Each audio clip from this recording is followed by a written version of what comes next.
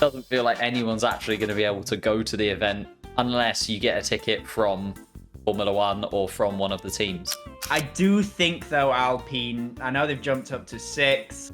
I don't think they're going to be in 6th place after Las Vegas. Ooh. If you're going to choose 2 examples of people who agree with you about a decision that has gone against Red Bull, don't go for the 2 drivers. Yeah. Oh, sorry, for the 2 people that benefit most. Hello, everyone, and welcome back to the Turning Point. Formula One season launch for 2025 has crashed. Alpine's engines are turning silver, and British bias is back on the Formula One grid as we head into the Las Vegas Grand Prix. We've got a lot to talk about, but before we start, we're joined by Mr. Pulse for this week's episode. How are you doing, mate? Thank you so much for coming. Hey, very good, thank you. Yeah, how about yourself? Very good. Very excited for this final triple header because it's felt like a long time coming. You know what I mean? Yeah. I feel like when we had the mid-season break, we were like, yes, 10 Grand Prix left to go.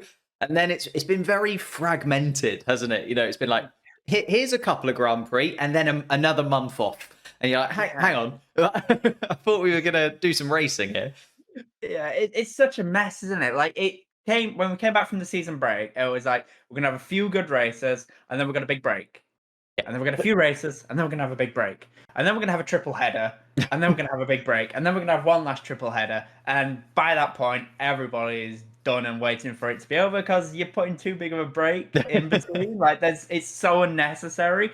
But it's good, isn't it? It has been overall a great season, even if it has petered out a little bit, thanks to a few bottled races. I think, yeah, it's been a fantastic Formula One season. I think generally speaking, we'll look back on it. You know, you've had ups and downs. McLaren have been the quickest, Red Bull have been the quickest, Ferrari have been the quickest, Mercedes have been the quickest, and they've all had their trajectories throughout the season, and it's been really entertaining to watch because of that.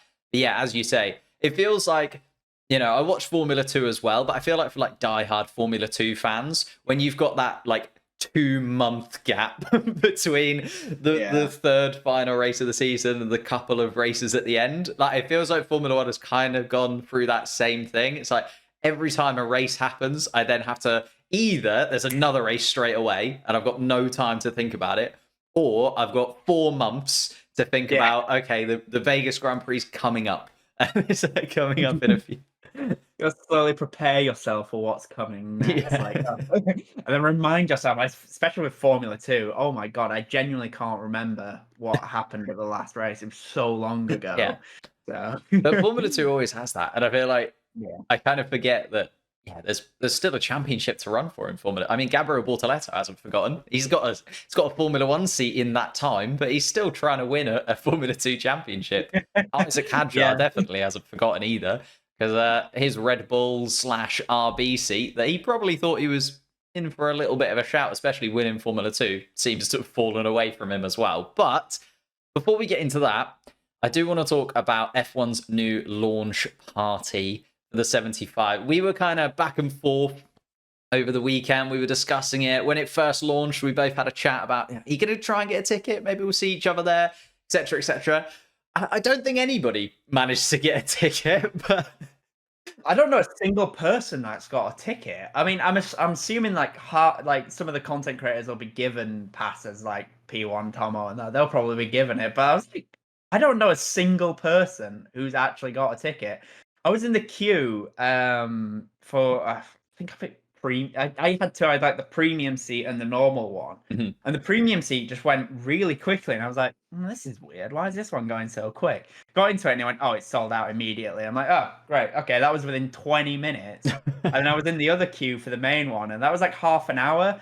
And then I got blocked because it thought I was a robot, and I was like, "Oh, great. Well, I'll try again." And then it's sold out, and I see that, and I was like, "What's going on here?" And nobody I know has actually gone and got a ticket. Like, how many were actually available? I know some people are saying not that many, but yeah, it's weird, wasn't it? That's the thing, right? Well, for people that don't know, this is the Formula One launch event. So normally we have a couple of weeks of teams delivering little promos and videos of their new car for the 2025 season. We've kiboshed that now. Formula One has come in. They've decided to hold this exclusive event for the season launch featuring all 10 teams. So again, be interesting to see how that plays out, because in a 2-hour event, there's 10 teams, you know, you're looking at like 10, 15 minutes per team. Whereas some of these launch events, like the Aston Martin one last year, was like 4 hours. And it was just like constantly Fernando Alonso, Lance Stroll, Lawrence Stroll, Dan Fallows. Like, they rolled out everybody. Whereas this year, feels like they're going to have to be pretty snappy with it. Although on the flip side of that, you could say like RB, who just delivered a 30-second promo of the car spinning around. Also, they need to bump up their time a little bit. But that's no longer going to be the case. We're going to have this one-time event. It's not looking like it's going to be a permanent addition to the Formula One schedule as of yet. It's just tied to that 75th anniversary. But I do think it was a really, really good idea in practice, or in sort of principle. Thank you. So to like have all 10 teams, obviously the 3 non-UK based teams, Ferrari, RB, and Sauber, have to do a little bit more work. But I think having it in London made sense for the majority of the teams and for Formula One as a whole. And having all the teams together is really exciting. But as you say, it's then just slowly fallen apart. Yeah, as per usual with most things F1 come up with for fun ideas. Yeah, I mean, I thought it was a great idea initially. We were both saying, yeah, we'll try and get tickets. Sounds really good. And then the print comes out that actually this launch has nothing to do with the cars. It's literally just a livery launch. And they're probably going to be plastered on the generic FOM F1 cars, which I don't know if you know what they are, but that's from when they first launched in 2021. Looks nothing like what an F1 car actually looks like anymore. And in general, most FOM liveries don't look that good. Like, it just doesn't look good on that car. It looks good on their own car. Yeah. So it's, yeah, I don't know. I think it's going to be a bit underwhelming. Yeah, I was a bit disappointed when I saw that. I'm glad that some teams are still going to be doing actual launches, because I saw that Ferrari have basically said, oh, by the way, after this, come to Fiorano and Maranello, sorry, and you're going to see our actual car on circuit, because they do that every year.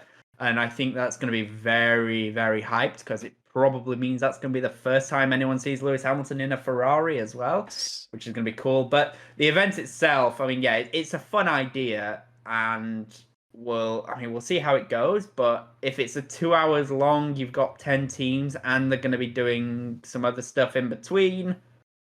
Yeah, I can't imagine it going very well. I mean, Verstappen already wants to be ill. He doesn't want to be there. I mean, yeah, that's it. That's all. That doesn't help, does it? When the drivers are like, you know what, I might throw a sickie. Yeah, but Max Verstappen doesn't like doing anything unless it is literally the Formula One race or sim racing. Max Verstappen's out. Like, Max Verstappen doesn't want to do anything else. Whereas, as you say, it was the racing. He doesn't care about the PR stuff. It does make you wonder, especially with so many drivers swapping positions, and like it will be the first time we see them as a whole. That's why I'm kind of a little bit disappointed, I guess, in that, because we're only going to have 10 minutes with each team at this event.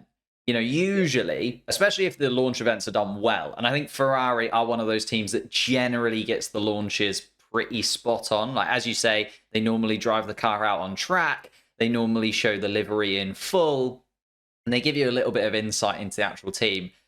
You know, it can definitely go the other way. As I say, RB, I think, have been horrendous in terms of their launches since they've been in Formula One. Like, just Yuki Tsunoda and teammate, because it's been a few of them, next to the car. Like, what was it with the Nick De Vries one, where they, like, flew the car in New York? They flew the car in. They had, like, because it was still Alpha Tauri at the time, wasn't it? Yes. So they had them wearing... They had a bunch of models going around showing off the new Alpha Tauri clothing range, and they went, "Here's a car." Yeah, literally. Here's our clothes that you can buy for £200. Yeah. But here's a car as well. Some teams get it really wrong. So I do think it's fair for Formula One to be like, right, let's try and revitalize launch season in one way or another. Because I do think it's one of those parts of the year that some people absolutely love. Like, just seeing the cars, seeing the teams for the first time that year. It used to be as well, sort of 20 years ago, I'm going back now. It used to be like this really big event for a lot of the teams. Whereas now, as you say, the 3D models of the car just being plastered onto an There was advert. like a period where everyone made huge efforts for it, like especially in the early 2000s. I know, obviously, the famous one with McLaren is with the Spice Girls, which is kind of ironic with Ginger Spice. You had like the Spice Girls. You had Jordan did one where they went to Russia, which admittedly now isn't a good look, but 20 years ago it wasn't so bad. They had like one where it came in on like a DHL plane to announce their new sponsorship with DHL. So like people used to do these cool things, and then in the early to mid 2010s, I think when the hybrids first came out, people stopped doing it because they could just do CAD models instead. And they had like a bit of a rut where everyone was just releasing CAD models, or they were releasing the car on the first day of preseason testing. Yeah. And I think in the last couple of years, though, they sort of started getting there again with like good launches. I know Red Bull typically had like a good launch. I enjoyed Red Bulls usually. This year was a bit underwhelming, but like the last few years have been really good. Mercedes launched their car at Silverstone. Obviously Ferrari at their main circuit. So there are teams that do it. Alpine, like this year, did I thought a decent launch because they launched their entire motorsport collection. Because I'm pretty sure they also launched their wet cars that year as well. Yeah. So it was something that was starting to get good again, and now they've gone. Yeah, you're not doing that anymore. You're all going to come and you're going to launch your liveries with us, which is what most people care about. I think most. Yeah. Some people care about the cars themselves, but I think most care about the liveries. I think it's because also like when it's been the launches, a lot of the time it is a model car with the livery on. So like apart from Red Bull, who did release like the full car and sort of showed the big sort of cannon side pod design and this kind of thing this year, like generally speaking, a lot of Formula One teams keep things a little bit under wraps when it comes to the car launch. Yeah, I think that the ones I spoke about just then, Alpine, Red Bull, Mercedes, Ferrari, they tend to reveal the actual cars because they drive, well, not Alpine, but the other three teams actually drive them. Aston Martin tend to give you like a 0.5 spec of the car, not the full one. You've got like half a car. But yeah, it was something that was starting to get better. Not sure how they're going to go about it now, though. Maybe some teams will still do a launch. I know, like I said, Ferrari are going to still be doing an actual launch. Maybe some teams will still be doing one. Yeah, I think it's for the bigger teams, for your Mercedes, your Ferraris, your Red Bulls. I think they'll probably also still do another launch. I think it is more for the smaller teams on the grid, your Hasses, your Stakes Albers, like the teams that probably didn't get too much traction on their launch anyway. Like them being bundled in with the other teams. And that's why I'm saying, like, in this 2 hours, will we get 10 minutes of each team? Or will we get Ferrari have half an hour, Mercedes have half an hour, and here's the rest? So it would be interesting. Ferrari going to do a full dance sequence like they did a couple of years ago. Yeah. I think that's like the interesting part of it. And why I was interested to go as a spectator just to see it, if it is a bit of a one-off, like just to be saying that you're part of it. But I can also see how this would eventually maybe happen across various venues. Sort of, you could see, I don't know, maybe Bahrain, because we have the preseason testing there, maybe having the launch event somewhere in and around that region. Obviously, Australia is coming back towards the beginning of the calendar as well. Maybe they have the launch event over there in Australia. And kind of, you could see how it could move around a little bit and have these launch events globally, which is then the flip side of this and goes back to the ticketing that we talked about a little bit before. Like, we were told it's the O2, 20,000 capacity. There'll be enough tickets for, the majority of fans. If you really, really want to go, you'll be able to get hold of a ticket. But already that seems to be not too great. Obviously, the worry is that this will become an event where, even though there were 20,000 tickets, how many of those tickets were already taken up by the 10 teams for them to bring in celebrities and various other people that just kind of look good for the brand, right? I don't want this to be a little bit like some of the American races. Some people have a little bit of a problem with those. If you look at the Miami grid sometimes, or the Las Vegas grid, and it is just celebrities and various people. Like, it's always been a thing with Formula One, I guess. But at the same time, it's a little bit disappointing that maybe those tickets were taken before people and fans really were able to even get hold of them. And that just takes away something again from Formula One fans that you'd hope would be given back to them by the Formula One as a whole. But yeah, it's the ticket situation has already got to a point where it's going horribly. Like it's not looking very good at all. Like already Formula One have put a statement out where resold tickets will no longer be accepted on the door. So it doesn't feel like anyone's actually going to be able to go to the event unless you get a ticket from Formula One or from one of the teams. Yeah, it's a shame sort of that that's happened. Someone I actually didn't notice. I didn't really think about this at the time, but someone pointed out as well, especially with the resale tickets. Let's say they are accepted. I think probably still will be, even though F1 say they won't be. You're probably paying more for that than you are to go to a race. Yeah. Like what? You're paying more money to see a livery than you are to see the cars on track potentially with some of them as well. It's gotten out of hand and gone wrong very quickly on that sense. It's not something F1 can they control it? I don't really know. It's sort of the way the world is, unfortunately.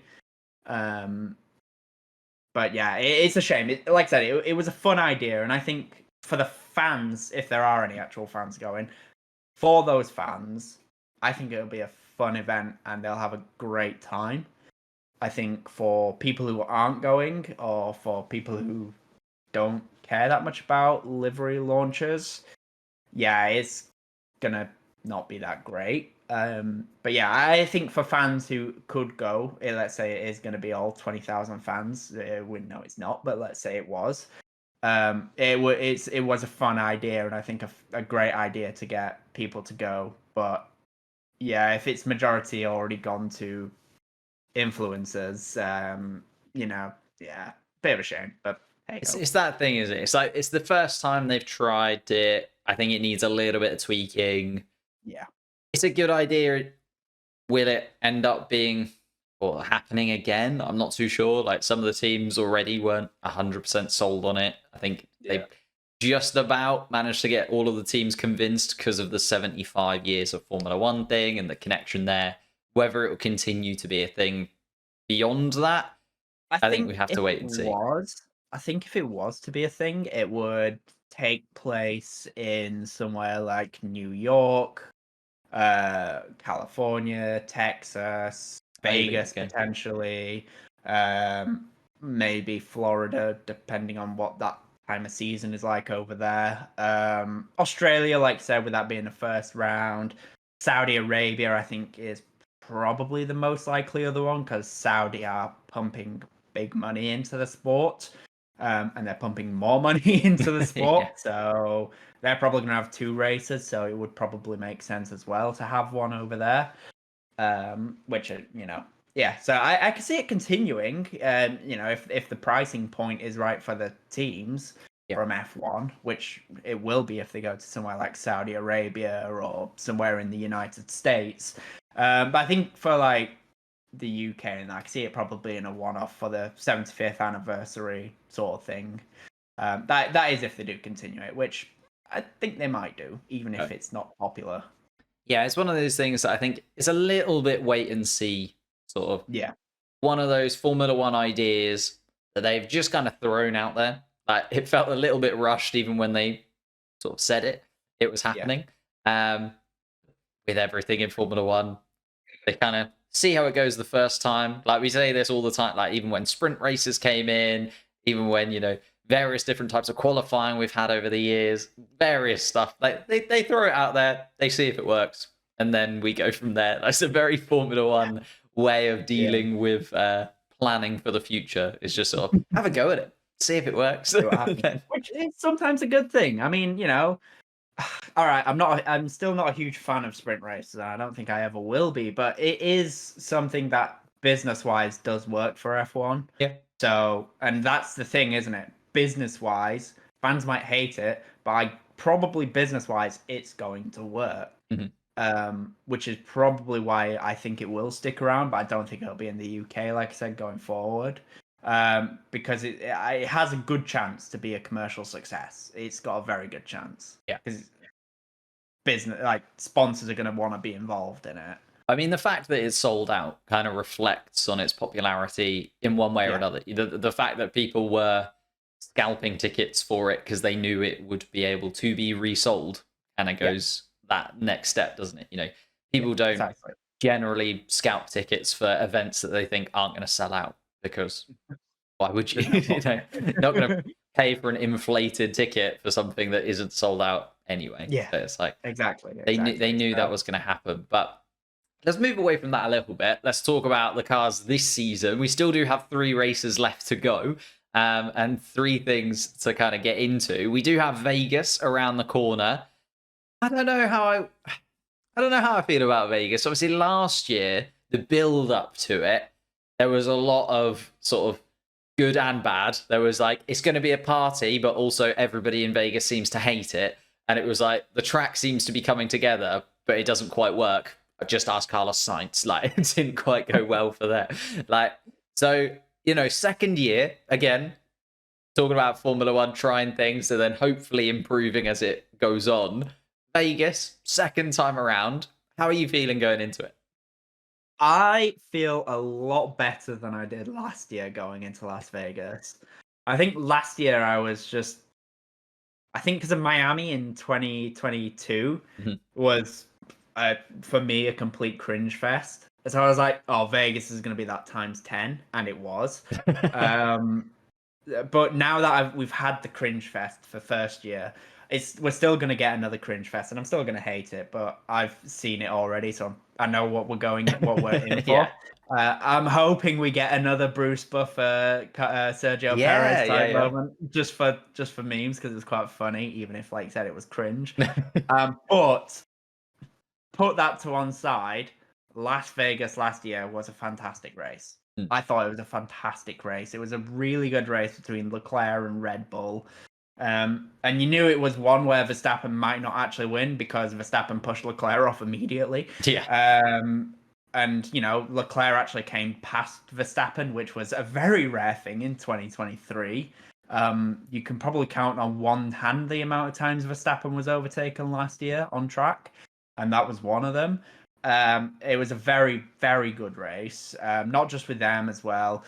You had the different conditions, which seems like it could be an even bigger thing this year as well, with colder temperatures, how a team's going to prepare for it. It does throw an extra dynamic into the race. So I thought race-wise, Vegas was great, and I'm actually quietly optimistic that this year's also going to be a good race, but we'll see.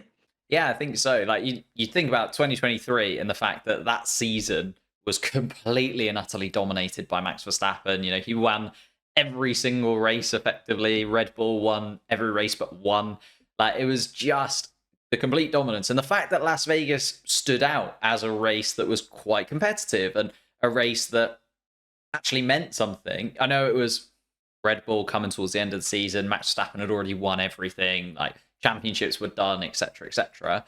And you could say the similar kind of thing coming into this weekend. We'll get into that in a second. But moving into it, you could have easily seen the Las Vegas Grand Prix last year as like all the teams kind of being like, well, it's just the final couple of races. We'll see what happens. But actually, it was really entertaining, even in a season that was so dominant for Red Bull. So now that we've got a season where Red Bull are quick, Ferrari are quick, McLaren are quick, Mercedes are quick at various different tracks throughout the season at various different times. Like, we could actually have a Vegas Grand Prix that is not just competitive like it was last year, but actually competitive in a completely different sense, where we've got 3 or 4 different teams coming into the weekend that could actually go on to win it. Yeah, precisely. I mean, I think going into this weekend, Mercedes are actually going to be a little bit stronger. I think they're going to have a good qualifying. Ferrari might have a bit of a rough qualifying, but they should be very strong in the race because they're the opposite of last year. Last year, they could fire the tires up and then would overheat them, whereas this year, they're not quick to fire the tires up, which could be an issue in qualifying, but for the race, they're in a fantastic position. McLaren, just in general, is still, I think, the most balanced car out there. It's good in most conditions. and should be good in in those conditions. Red Bull is a bit of a question mark. I don't really think anyone knows what they're going to be like. Yeah. I know they won in Brazil, but they weren't the fastest car in Brazil in dry conditions. So, it's going to be interesting to see where they are. So, all in all, I think we've got a fantastic race, and we've got one where literally whoever you might not qualify on the first two rows, but you could still come through and win. And it's because the circuit also allows for that. It's one of the few street races where it's actually pretty easy to overtake.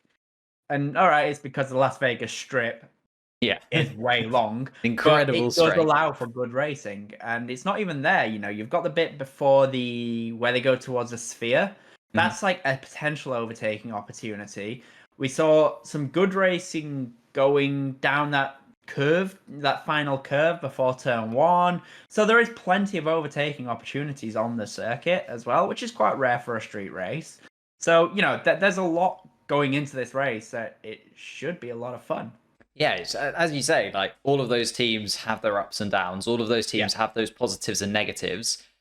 If you had to pick, I still have a feeling. I know that kind of a little bit cliche considering Ferrari probably have been the most informed team recently, you would say. But I do feel like this circuit just feels like more of a Ferrari track to me. It feels like something that they should be able to get the most of. You look back at Monza, obviously, as super high power, high speed circuit, and Charles Leclerc managed to come out on top there to the detriment of McLaren, maybe, and the team orders and things like that. But it feels like Ferrari going into this weekend are probably the strongest. But if you did have to pick, would you say that actually McLaren are in the best position, Ferrari are in the best position?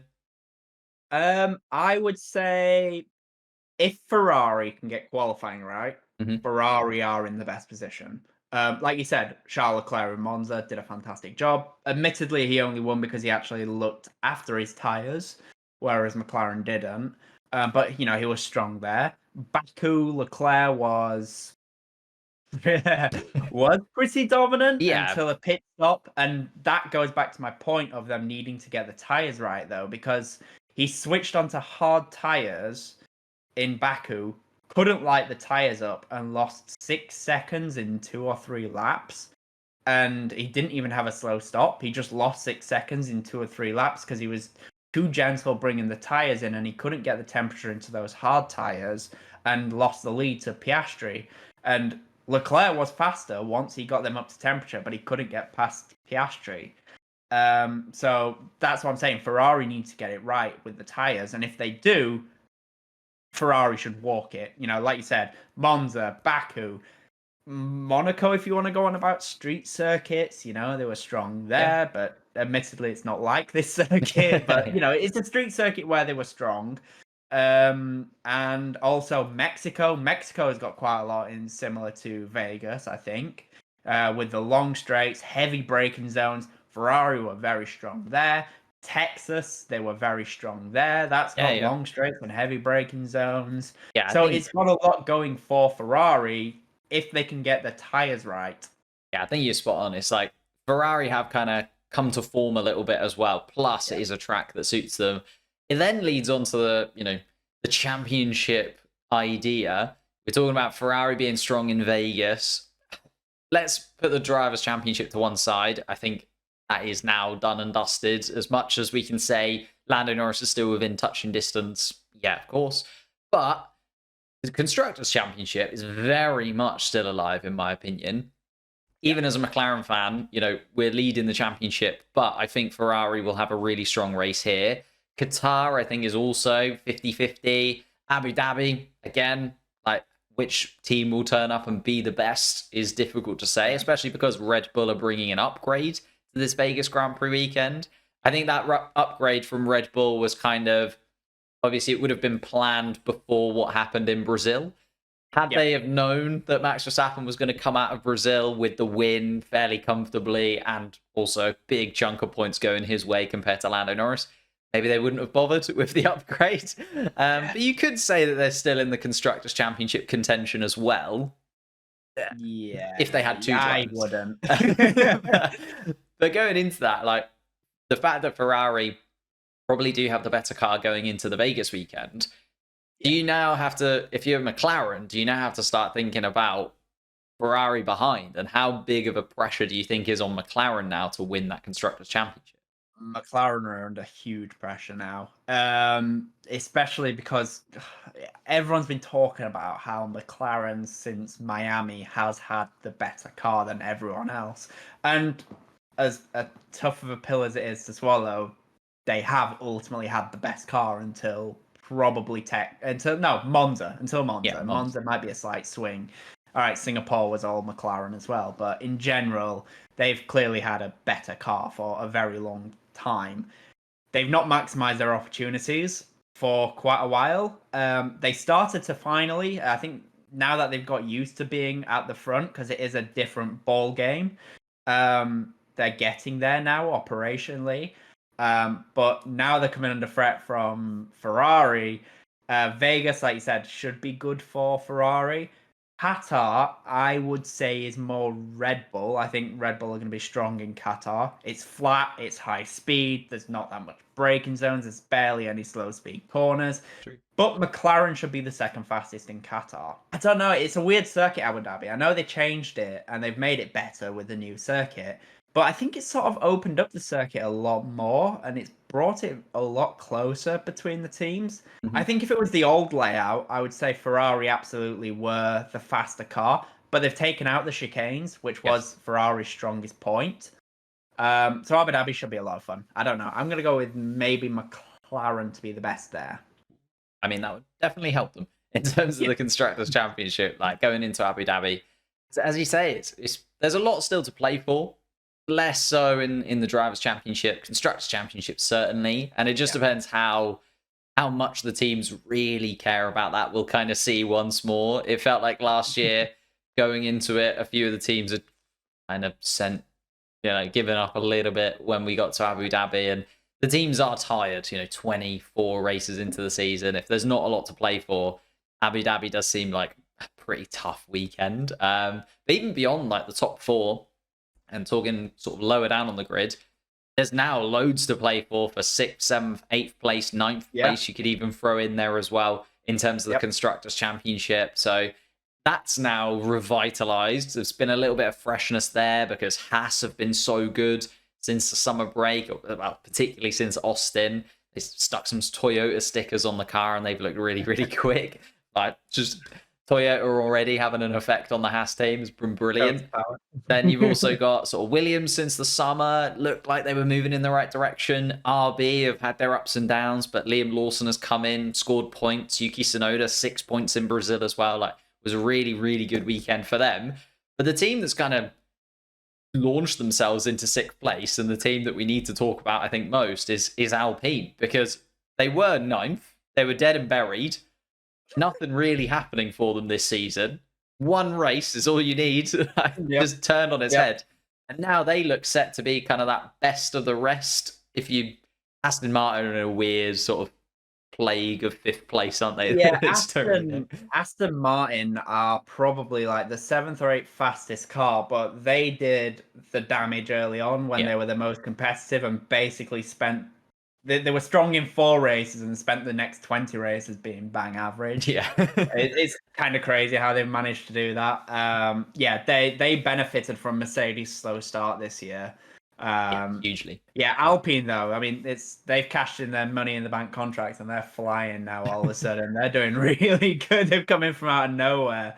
Alpine, they've had a great few races. I actually think they've had a great few races. Obviously Brazil is where they got all their points, but it's easy to forget as well. In was it the United States Grand Prix, Gasly was like up there. He was well up there until a very slow pit stop, which ultimately ruined his race. Alpine have come in out of nowhere. They're doing a lot better now. I do think though Alpine, I know they've jumped up to 6. I don't think they're going to be in 6th place after Las Vegas. Because they're getting there, but Vegas is going to be a rough race for Alpine thanks to their current engine. Yeah, that's very true. Yeah, we'll get to the engines in a moment, but Alpine, they do seem in a really weird spot, don't they? And I feel like Alpine and Aston Martin, like I know they're grouped together in the Constructors' Championship right now, but you could kind of group them together throughout this whole period where they've had times where it's looked like, oh, okay, yeah, this is looking in the right direction. They may be picking up podiums, and you're like, oh, okay, maybe this is where they're kind of going to be headed. And then they've had other periods, like Alpine has been more spread, I would say. Like Alpine 2022, where they finished fourth in the constructor standings. They finished ahead of McLaren, by the way, in the constructor standings. I genuinely can't remember that. Did they actually? Yeah, 2022. It was a real battle between McLaren and Alpine for fourth place, and Alpine pipped us to fourth in the constructors championship. That's where Alpine started this regulation cycle. Did not know that. And then it's very much been a decline, you would say, for Alpine, because beginning of this year, they were 10th fastest by a considerable margin. Okay, they were then 9th in the constructor standings, but being ahead of Stake Sauber is not really anything to celebrate at this point in time. So yeah, that's bad. This is one of those things. But that 2 year, like that fall from fourth in the constructors, where they were the team knocking on the door of the top three, to now see McLaren, the team that were behind them, jump up into the top three and possibly even go on to win a constructor standings. Like that's got to be quite a bitter pill to swallow for Alpine. Like even with the positivity.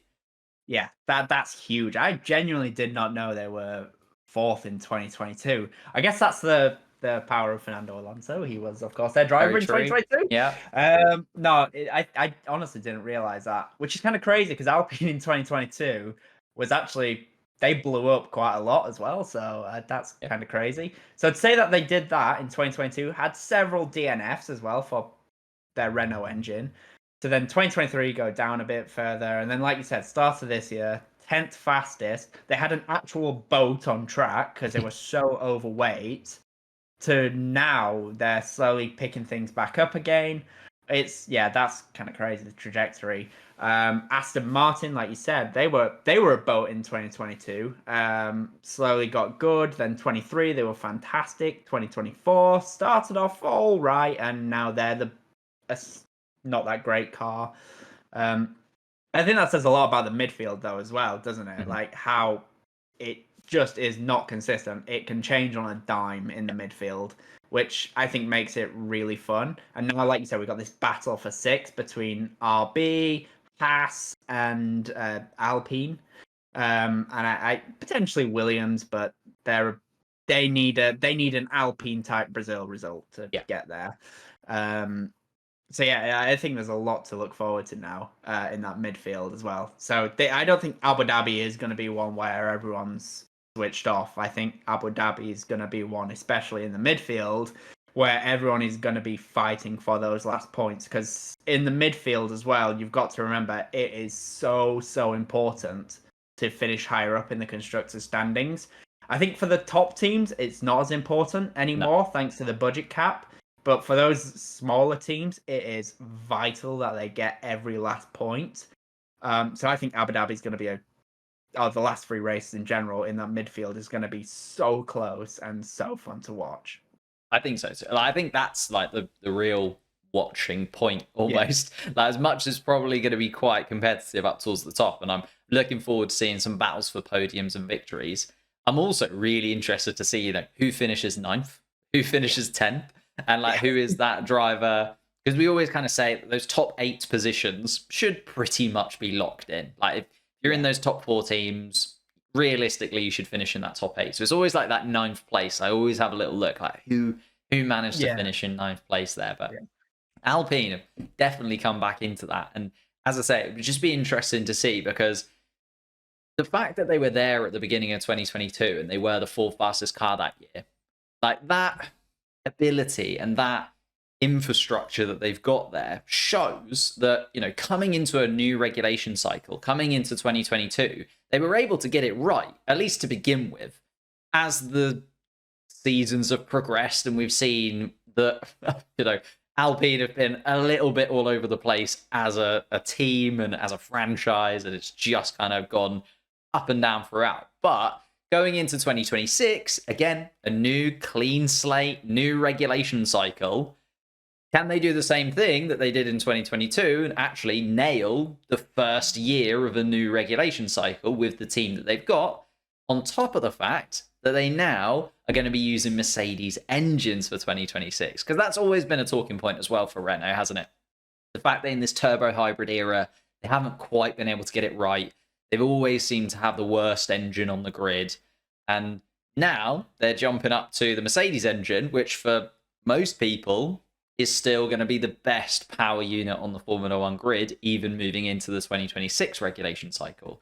And I think they're also going to use Mercedes gearboxes and like the rear end of the Mercedes car, at least for the first couple of years. I think they then want to move on to using their own gearbox and rear suspension for 2027. So they're trading off a little bit. It'll look more like, because I think the thing is, like, people say, oh, they jump into Mercedes engines, but there's slightly different nuances to it, because like McLaren use Mercedes engines, but they also designed their whole rear end completely bespoke, like for the McLaren team, whereas Aston Martin and Williams just use literally everything that they possibly can from Mercedes. So it's kind of where Alpine will try and slot in. Will they try and, I think they'll try and go down the McLaren route, where they use them as an engine supplier, but they won't be sort of at the beck and call of Mercedes, and they'll be able to maybe do what McLaren have done and overtake Mercedes even as a customer team, at least for this season. So it'd be interesting to see. How do you feel like that Alpine Mercedes deal has come about, and what are your thoughts on it going into 2026? I think the deal has come about mainly because operationally, Alpine and Renault, the Renault board has been a bit of a disaster. I don't think the Renault board is fully committed to Formula One. Even when they bought the team in 2016 and they rebranded it to Renault, there was a sense of like, are you actually that interested? Because they bought the team and didn't really do much to grow the team, and they've kind of not done much to grow the team. They sold obviously a bunch of it to Anthony Joshua and whoever else a couple of years ago. So yeah, there was that sense that Renault just weren't fully committed, and I think that's continued, and it's with Flavio coming on board and constant organizational changes within that team. It's gone to a point where, it fundamentally doesn't make sense for them to right now be a power unit supplier. And so that's where Renault are pulling the plug. I think for the Alpine team, the actual F1 team, I think changing to Mercedes is a good thing. I think the Mercedes probably will be a better power unit than whatever Renault will have produced. Based on the last 10 years alone. Don't need to go any further. We've got 10 years of history to say Mercedes is going to be better than Renault. And I think, starting off, they're going to be using a bunch of Mercedes parts and hoping to not need to carry on doing that. I think that's wise for them because they need just a couple of years of getting on track, having some consistency, and I think outsourcing to Mercedes as much as they can initially and then slowly coming off it. Once they've got the groundwork's laid, I think that's really smart. And I think it's a positive, like I said, for the F1 team, because organizationally that team's a disaster. But obviously, like we're talking about the kind of the end stone side of things. I think that as the part of the team that has always obviously been more linked to Formula One because they are the aerodynamic side of things, and they're putting together the actual Formula One car. But also, they're the team that have shown glimmers of being really consistent, being able to perform, being able to improve a car. Like even this season, they've been able to improve the car dramatically throughout the season as a whole. Just, as you say, everything else around it is so busy. And there's so much change all of the time. Like, since Alpine rebranded, like that Renault team in 2021, they've had so many different people putting their fingers in various different pies. Like, even if you just look right at the top end, team principal, like, obviously there's 100 other roles beyond that, which are so crucial to a Formula One team. But just looking at team principal, you think about the top teams, generally try and put someone in a position Toto Wolff has been there forever. Christian Horner has been there forever. And they try not to deviate from that. And I think a lot of teams are starting to realize that touch and try and get in that one person who can kind of be the person to run the team. But who did they have? They had Cyril when it was Renault. Then he didn't want to stay when it was rebranded to Alpine. So then they had Bukowski, then Otmar, and then Bruno Famin. Bruno Famin, the whole point of bringing in Bruno was he was an engine guy. So they were like, right, we'll bring on the guy who's literally in charge of the engines to be the technical, like the team director. He couldn't make it work either. He didn't last very long at all. He had no idea how to run a team. Yeah, that's very true. Yeah, that's the problem, isn't it? It's like, okay, you've got the technical guy, but can he run the team? I think with Oliver Oakes coming in, we might see Alpine, and I don't want to say that Alpine are kind of copying McLaren's homework, but they kind of are in one way or another, because, like, you know, McLaren moved over to the Mercedes engines a few years ago. They built up that relationship with Mercedes over several years, and now McLaren use the Mercedes engines, yes, but produce their own suspension, produce their own gearbox, produce their own various bits and pieces there. I think Alpine saw McLaren's technical structure. They've kind of copied that a little bit in the fact that they've now reset their technical structure to look very similar to McLaren's new technical structure under Andrea Stella. I think they'll maybe try and find a Zach Brown type character who is maybe Flavio, right? Is Flavio that kind of Zach Brown? Like, he's there, he's with the team, but I wouldn't say Zach Brown knows too much about Formula One. Flavio Briatore, I don't know if he knows anything about Formula One. Like, you know, that's to make money in F1, and I think that's the main thing for Alpine. Exactly. Yeah, I can see them that being Flavio's role is like similar to Zach Brown, but he won't be there as much as Zach Brown, because I don't think Flavio is actually as interested in motorsport. I know he's Fernando Alonso's manager. I know he's got a big history in F1 with Benetton and Renault previously. But yeah, Flavio will be there. I think he'll be pulling the strings to get the business side of that team in check, potentially putting it up for sale, which I think has been a big rumor as well. Obviously, that Alpine as a brand, it won't look good to have Alpine Mercedes when Alpine is a part of the Renault structure. So potentially putting that team up for sale, which has been rumored that High Tech will be coming in and they'll be the ones that buy it. And then I think from there, Flavio will basically he'll be there to make sure that the business side of it is running smoothly. I just hope that team has, like, whatever happens with them, it's just smooth and consistent, and they can now build on it. And it looks like, fingers crossed, that is what is starting to happen. Hopefully they can stick with it and we don't get this 5-year plan followed by another 5-year plan followed by a completely different 5-year plan, which they kept talking about so many times over the last 5 years. But actually 8 years. They've had 5-year plans over 8 years and it keeps changing. It was interesting. It was a 5-year plan, then it was a 100 race plan, which I remember kind of coming in, which was like very interesting, because it was like, okay, 100 races is like, where's that going to be? Because we don't know how many races are going to be even going to happen in that. like if suddenly the Formula One calendar was 30 races, then like that reduces the amount of seasons you've got very quickly. But also, we jump back to a few years ago and we have 15 races a season, then you've got a lot longer for this 100 race plan. Exactly. Kind of a bit of a weird one. But yeah, I think Alpine, going back to the kind of engine side of things and just taking away that Renault side of things, for now at least, obviously they're still going to be related in one way or another, but just makes it so much clearer for the team. Just makes everything so much clearer moving forward. Allows them to just focus on the aero side of things first and foremost, right? Just, let's remove the engine side. I know it's separate factories and separate teams of people, but just saying, right, we're getting this engine from Mercedes. It's going to be delivered like that. We don't need to have any back and forth with them, really. We're just going to be a customer to begin with. Does allow them to just really focus in. You mentioned there this kind of selling of the team to High Tech and whether that would be, obviously with Flavio there, seems like the perfect person to bring in, because if you want to sell a team, he knows absolutely how to sell a team. But I feel like that, do you think that would be a shame if the team did eventually get sold? Or do you think it's just one of those things where it's kind of been Renault, what they've done over the last sort of 20 years in Formula One. You know, it was Renault when Fernando Alonso was there. It then flip-flopped. It was Lotus and Caterham, and then they came back in. And it was sold. So it was Benetton under Flavio. It was sold to Renault, which was then sold to Dallara, which became Lotus Renault.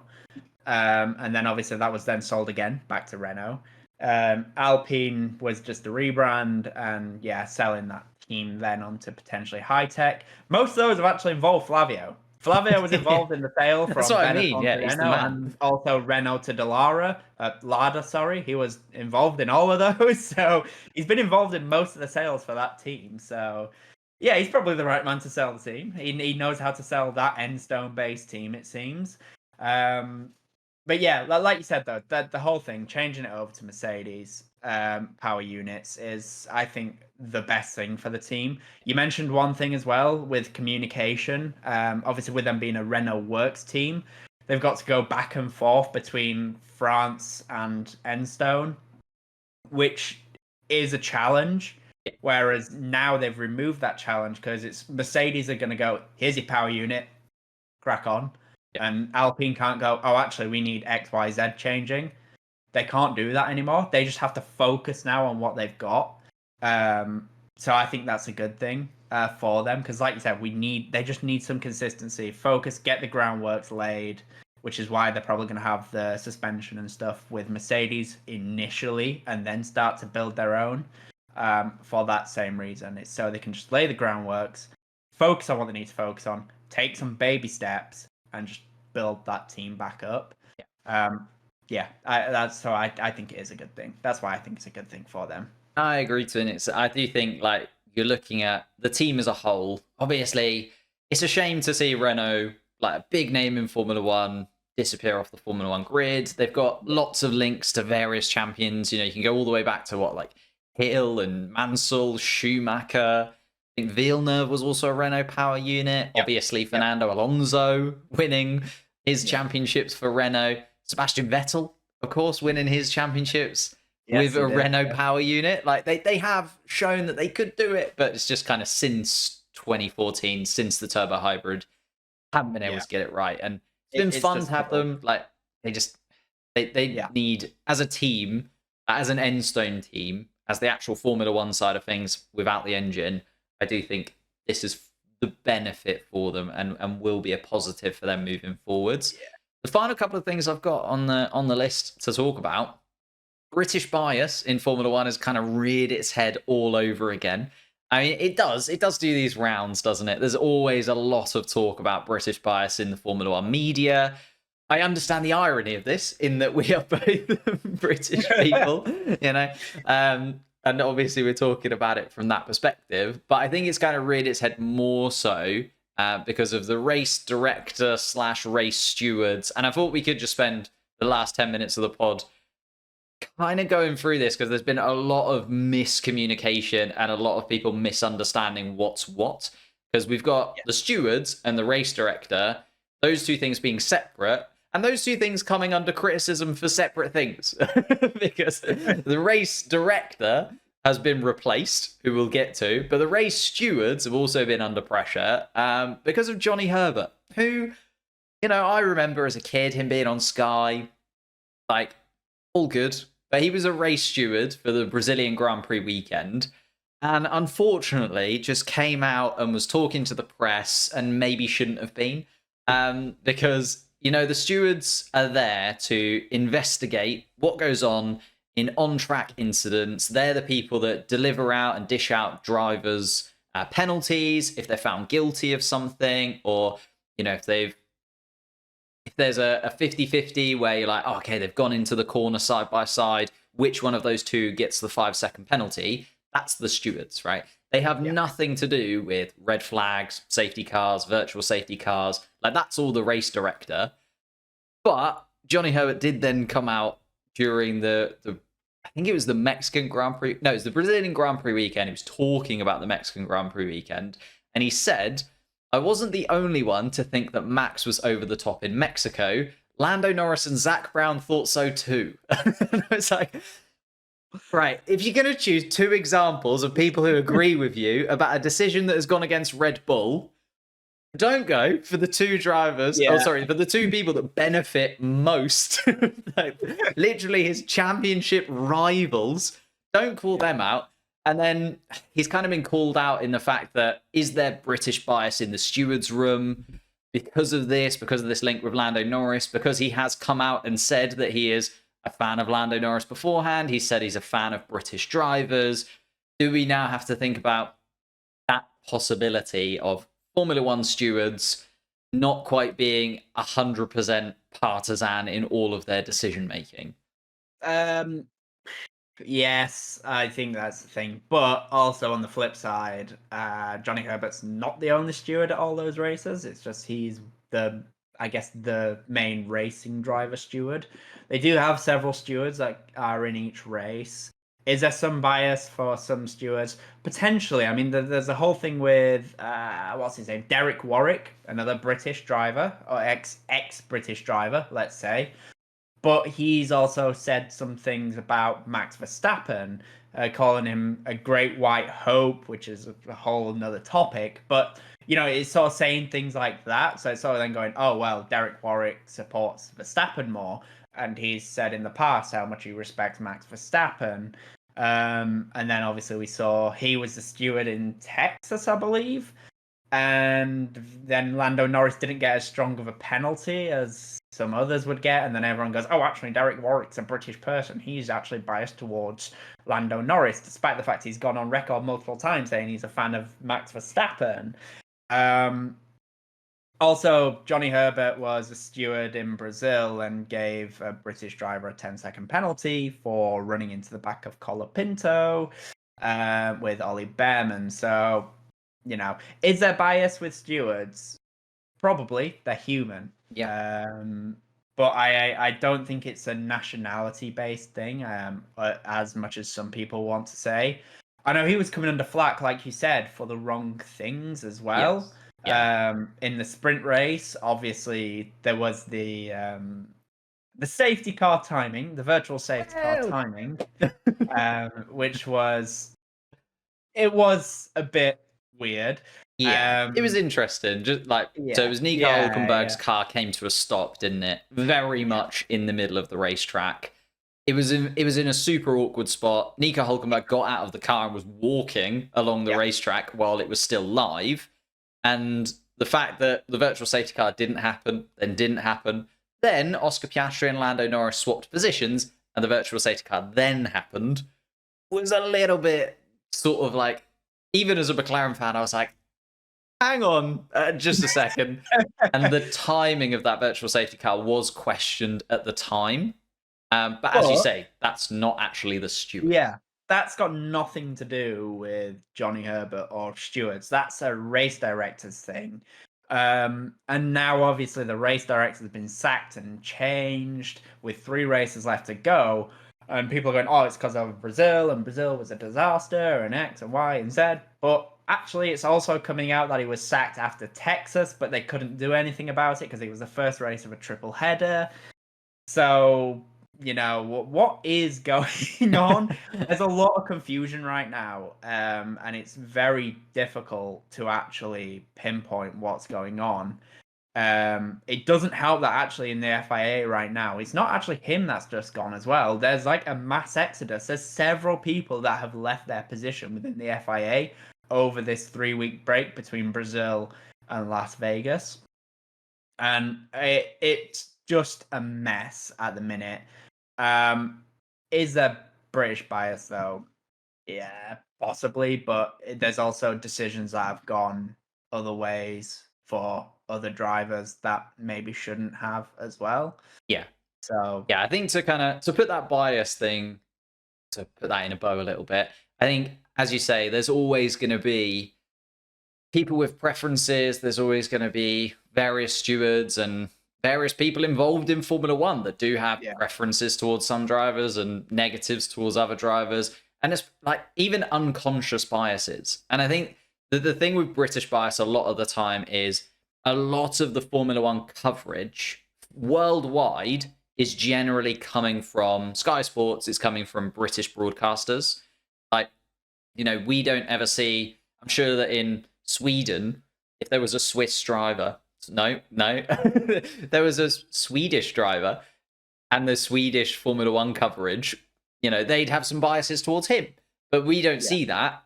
Yeah. But a lot of people see the British Formula One side of things. Like, I think Sky Sports delivers to the most territories. Yeah. And therefore, if you're watching Sky Sports and you're not from Britain, you might feel like it is quite biased towards the British drivers. And there's other medias that are biased in other ways. And the fact that Johnny Herbert obviously used to be a presenter for Sky, obviously covered the British side of the television broadcast, and now is a steward, ex-British driver. Maybe there is some biases there, but the stewards, there's enough of them that hopefully that bias is counteracted by somebody else who also has a slight bias one way or another. Like, the stewards, precisely. we have to trust the stewards. I think we have to have a position in Formula One. It's a little bit like any sport. If you don't trust the referee in football or in rugby, there's no point in playing. If you don't trust the umpire in tennis, what's the point? We have to get to a point where we do trust the stewards. And I think we have to consider all of the different factors that have to go into it and see sometimes things are going to go in your favor, sometimes things aren't. And I don't think there is any particular British bias towards certain drivers or certain people on the Formula One grid. Because otherwise, I agree. There's no point in doing the race at all.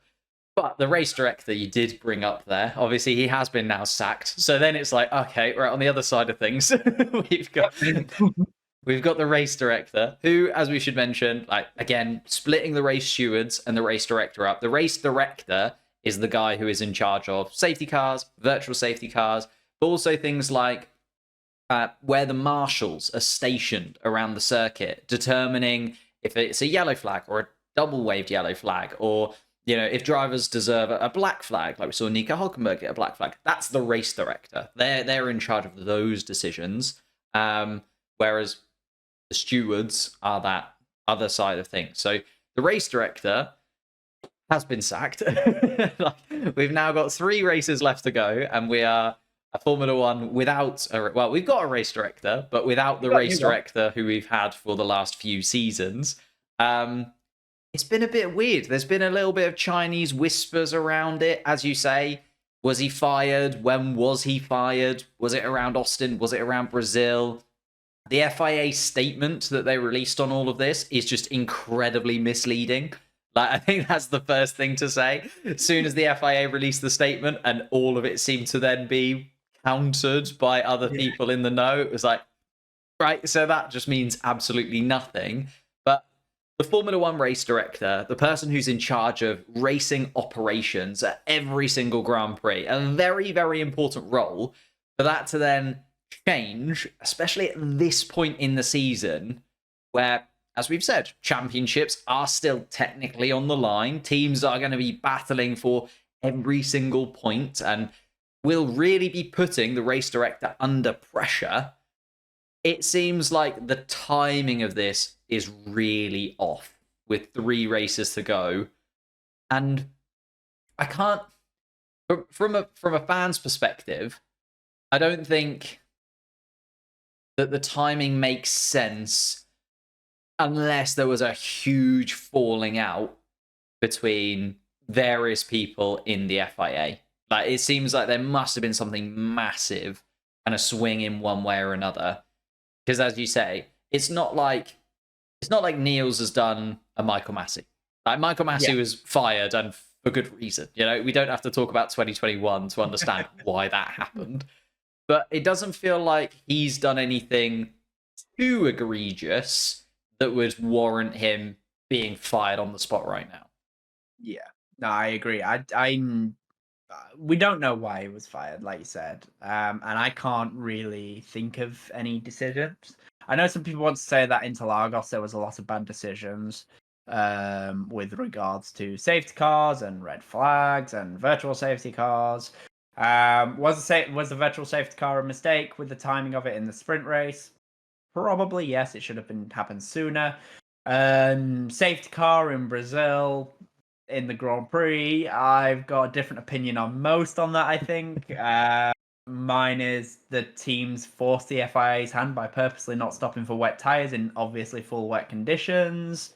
That's more on the teams, but then on the flip side, the race director has got a cause for having to make sure everyone's safe, and the teams are ultimately putting their drivers in an unsafe position by not changing tires. So he's got to intervene, and then we saw a crash. We did see an immediate red flag at least after that.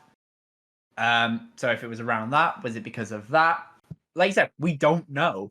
Like that's the only thing I can think of. But then when there's a lot coming out that it was from a few races ago, I was like, well, what was it? Who knows?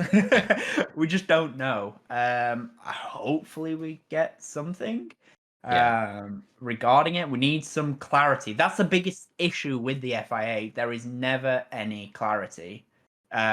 Like we still don't know exactly what the whole thing was with Ferrari in 2019, where they had a dodgy dealing and went, oh, by the way, we're just going to hamper you for 2020. You'll be fine after that, but for 2020, your car was illegal in 2019, but we're not going to do anything about it. You're just going to take some sort of penalty that nobody actually knows about. Clarity.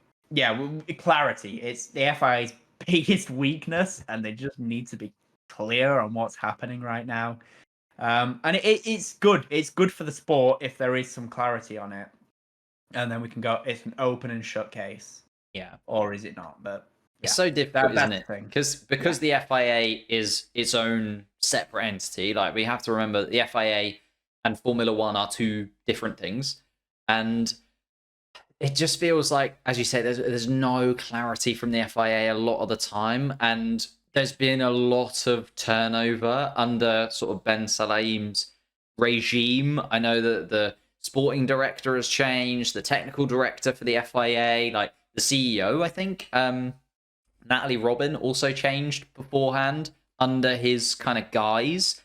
And it just seems like there's too many people now, and there's too many weird scenarios where it's like, do we have to kind of look that step up? Do we have to start looking at Mohammed and actually thinking, is he the best person to be the president of the FIA, especially when we're being put in this position 3 races before the end of the season? I feel like, luckily, if Lando Norris was within 5 points of Max Verstappen, the end of this season would be chaos. Like we saw in 2021, how much pressure and how that pressure can get to you. Like Michael Massey just completely crumbled in 2021. And I don't think that's like necessarily his fault. Well, it is his fault, but like the pressure that you are put under as the race director in Formula One is obscene, right? It is the pinnacle of motorsport. You are right in the firing line, and you have so many things to get right every single race. It is a huge amount of pressure on you. And therefore, I think you do need support and help. And it just feels like maybe there's been a little bit of a back and forth between, Neil Whittish and Ben Salim, and maybe they just don't see eye to eye anymore. And that's why it's kind of happened now. I think it goes all the way back. I remember when Charlie Whiting died. Sounds kind of grim, but I do remember like that going into that weekend in Australia in 2019, and literally they went, well, bugger, what do we do now? They were in a lot of trouble because Charlie had held that role for 30 plus years, like over 30 years. Time, yeah. He'd held that role, and he knew everything, and he made mistakes. He made some awful mistakes in his time. But he had like so much experience that you couldn't replace Charlie. And that was the thing. They literally said at the time, you cannot replace Charlie Whiting because you cannot replace that experience. Yeah. And since him, we've had Michael Massey, some guy between him and Niels Vittich. I can't remember his name. And Niels Vittich himself. And now obviously we've got another one. Thankfully, the one that we've got now has been around the F1 paddock. Yeah, Rui Marquez. A big thing. because obviously he was in charge of the F2 and F3, I believe. Yeah. Isn't he? Yeah. Whereas Niels Vitic, I think, came from World Endurance Championship, and the other one came from DTM. Completely different beasts to F1. So hopefully, with someone who's done F2 and F3, he's in a much better position. Michael Massey was supposed to be a stand-in because he did Australian supercars or something. He just became it for a few years. Yeah. So hopefully now we've got someone with a bit more clarity. But I think he just needs some support around him. Like, it's not a one-man job anymore. It's just Charlie oversaw so much because he had that much experience that you can't do that to one person anymore. Yeah, as you say, like it's Rui Marquez coming in, who has been Formula 2, Formula 3 race director. Hopefully that puts him in a good stead. Obviously, Formula 1 is a completely different beast. Like, I can't think of a motorsport that has as big a rule book as Formula 1. Like, this is one of those things that you do need to have a grasp on. And I constantly, like, when I'm researching for videos or thinking up things, like going through the FIA rules is a nightmare. Like, even for just somebody on my level, let alone if you're actually making the decisions. But 3 races to go. He's got a little bit of time to get used to it. Again, I think it's really, really good for him that there isn't too much on the line, at least right at the top end. You know, the midfieldy teams would definitely disagree, but right at the top end, there isn't loads on the line in terms of the Drivers' Championship, how that's going to play out. So he's got these 3 races to kind of settle in a little bit. But I don't think he would have wanted to come in with 3 races to go. I think, you know, he would have wanted to come in at the end of the season. And that's where this kind of did Vitic just sort of jump ship before he was filed kind of thing. And it's one of those things that it's like, if you know you're leaving a company at the end of the year, or if you know you're leaving, it's like, if he's been offered something else, he's probably just like, I'm just going to start that now. There's not much you can do. If he just doesn't turn up to work, what are you going to do? It's just one of those things. So I think it's going to be tough. It's going to be sort of thrown straight in the fire for Rui, but I'm positive about him. No British bias from him. We'll hopefully get there. There was no British bias from Niels either. It was German. Very true. Very true. That just about rounds up everything going into the Las Vegas Grand Prix weekend. 3 races to go. A lot on the line still to play for especially those teams in the midfield. And maybe a Drivers' Championship. Max Verstappen throws it in the wall a couple of races in a row. Could happen. You know? But no, thank you so much for joining me, mate. It's been great to get your perspective on those things. Where can people find you? Find me on my YouTube channel. My YouTube channel is Mr. Pulse. I do race preview and predictions for pretty much every single Grand Prix. I also do practice data analysis and qualifying data analysis. On sprint weekends, I do what I feel like doing because I hate sprint weekends and it's a mess for everyone involved trying to create content. But yes, you can find me on my YouTube channel, Mr. Pulse. My Twitter, X, whatever, is also Mr. Pulse F1. And that's about where you can find me. Awesome. Thank you so much, mate. Again, we will get you on very, very soon, I'm sure. And thank you all for watching. Leave a like, subscribe, all that good stuff. And we will see you at the Vegas Grand Prix weekend.